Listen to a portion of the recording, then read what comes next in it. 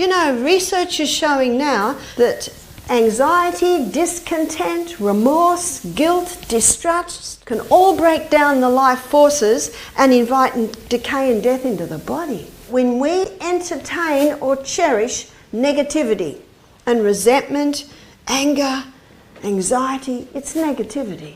When we entertain negativity, it's like a breeze going through our mind. Now, we are all tempted with negativity, or am I the only one? We all are.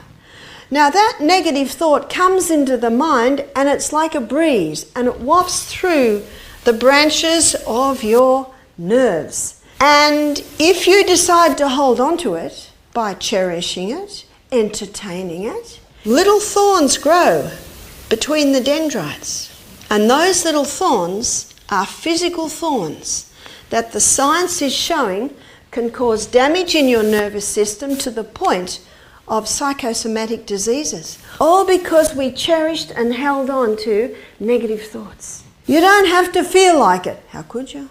Just do it. And every day, this pathway of anxiety, discontent, remorse got thinner and thinner.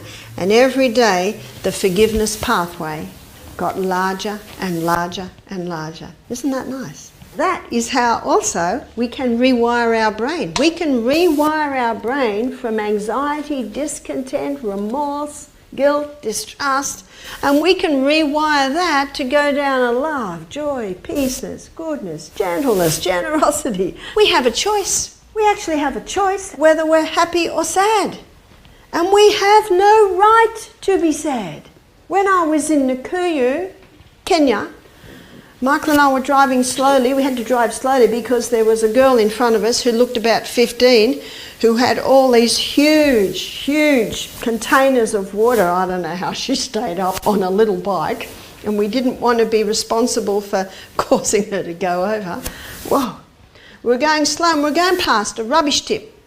And we looked in and children were jumping out of the rubbish. It was their home. These children lived in the rubbish tip.